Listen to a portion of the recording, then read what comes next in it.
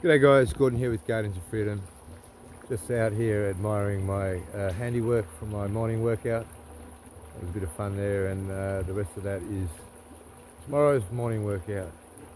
Moving all those logs. It's going to be a bit of fun. So guys, just going to try and do a real quick snap video because this is part of the series, or this topic is part of the series I'm putting together on New World Order programming, and sort of helping people break through the Rubik's Cube of the New World Order, which is a very complex one indeed. It's so complex, so you've got to really be on the ball. A buddy of mine put a comment on a post of mine, a good mate, so much love to this guy, and I thought I might respond in this video because it's an important topic. The post I put up was that nationalism was one of the main tools that the New World Order has used to create World War II. His comment was that, well, globalism, the response to deal with globalism is nationalism. All right, so that seems like the reasonable response. So the way I'm going to try and answer this is by asking you guys to think about what the final product of the New World Order looks like. What is the end goal? And I'm going to answer it as well, but have a think about this. The end goal we know is 15-minute cities, right? The end goal we know are zones that people live in that have everything in there, one-stop shop. That's how they talk about it. You'll have everything there. You won't need to leave. Like Hotel California, you can check out, but you can never leave, something like that, right? Another interesting song. Check it out. But yeah, basically, they want to have laboratory grown foods. They want to have energy within those 15-minute cities. They want to have everything, so you don't leave. So it's not a globalist world that they want to finish up in. The companies will be the same. Only the major ones. International trade won't be running the way it runs. Everything will be inside those 15-minute cities. Everything. Okay, so international travel won't happen.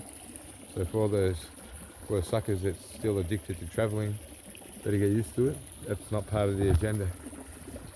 So why then did they create the globalism? And as my buddy said, the natural response is nationalism. Okay, so I mentioned in a few other videos that I've identified one of the main, it's not the only one, but one of their main techniques is using long-term reverse psychology campaigns to make us ask for the opposite. Okay, so the globalists, I can't call them that, they're not globalists. I will always refer to these people as what they are, which is the central banksters, New World Order. That's what they are, nothing else. And I'll explain more about that in another video when I talk about Zionism. So they want to create, or they want us to create nationalism. They are using globalism to push us to react. Okay, and I explained, and I'll explain a bit more on how they're doing it with capitalism as well.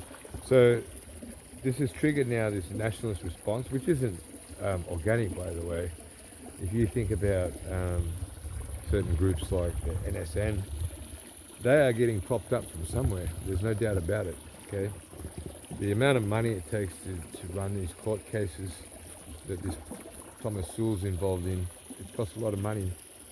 The sudden media exposure in the last few years, the fact that this guy feels quite invincible to go and actually carry out assaults with video footage running. There's something else going on there, but that's for another video. So the automatic response is nationalism and patriotism, which are slightly different things. Somebody pointed that out. Yes, they are. I'm not going to get into too much detail here, but both of those things are part of their game, and they want to create from that a world war. Okay, and that's what I explained. That's why they did it in Germany in 1942. It doesn't matter the year, but in pre-World War II. The purpose was exactly what they're doing now to get people feeling disenfranchised and down on their knees economically, so they're ready to go to war. And that's exactly what they're doing. Okay, they've created all these extreme left-wing ideologies like Black Lives Matter, etc. All of it, all the gender politics, all of it is there to make us feel disenfranchised. So we latch on to nationalism. So with nationalism, we are now prepared to go to war, and we are also at each other's throats. Social upheaval, social tension, social or race wars, all those kind of things. So it's simply a tool. Globalism is a reverse psychology technique to get us to uptake nationalism and patriotism and then participate in their agenda. Okay, now I'll give you guys another example. I mean, you can see it's already happening. There's already a lot of talk. Donald Trump's doing this already. He's bringing back manufacturing. They are centralizing economies again as a reaction to the globalists. Okay, and that's what they want, because that's going to create the war. So here in Australia, I remember in 2020, I was still back in Melbourne just before COVID, and I saw all these guys rolling out 5G cables underground, and I walked out in the street and I said, "What are you guys up to?" And they said, "Oh, NBN." I said, "Bro, we've got NBN here for years." So it wasn't NBN. That's when they were doing that real quiet 5G rollout.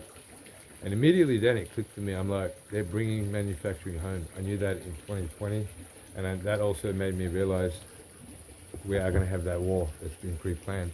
So bringing manufacturing home is part of preparing for war, and that's part of nationalism. All right. So the other easy to see reverse psychology is capitalism. So why have they pushed capitalism as they have? Are they capitalists? They're not. They're actually socialist communists, if anything. And we know that the agenda is a communistic type of economy for the future, where you will own nothing, you'll be happy, everything will be shared. The governments basically own all the resources, and we can see the socialism starting to pick its head up in Australia and around the world, and it's reverse psychology at work again, guys. What they've done with that is basically pushed capitalism to extremes. So this is how they do things, guys. You got to recognize the patterns. Push capitalism to extremes, make everyone work their asses off to the point that they still can't pay their bills, they still can't afford a normal good life. So then what are people going to ask for? Socialism.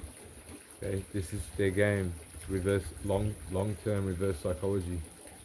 Now you can see the socialism already creeping in. Universal basic income is being talked about, universal childcare, universal this, universal that. Take the wealth off the wealthy, distribute it. They're getting people to ask for it, okay, and people are falling for it and asking for it. So guys, they have their plans and I have mine, and I would like to hope that people can see through these programs and that we have two choices. We are entering, I believe, the age of heroes, and when we look back at history, we're going to see two kinds of people. We're going to see the people that actually got suckered in and helped the agenda roll out unwittingly, and we're going to see the ones that didn't. So that's a choice for everyone to make, and I know which choice I've made. I will never participate in that agenda, and we've got to have integrity to do that.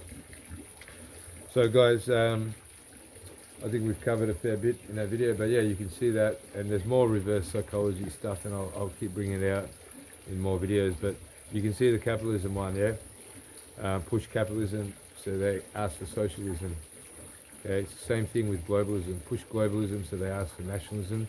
So nationalism will be used to create the war, and the final game is localized economies. That's what it is. Alright guys, one more thing before I go. So from this, you can also start to realize who's who in the movement. And I'm talking about more at the high end, at the top end, when you look at certain leaders of these various groups. If people can't see this and they're still really harping on about globalism, they can't see through the game, or they can, and they know, and they are part of the game. All right, so I'm not going to name any names yet, but just think about that. Which guys are still harping on about globalism, which is effectively creating nationalism, which is the agenda to create the war and the social upheaval. Which guys are that? Love to hear. I'm going to start naming names soon because we don't have much time left online. So we're about that time, guys. Take care, guys, and I'd love to hear your thoughts on that.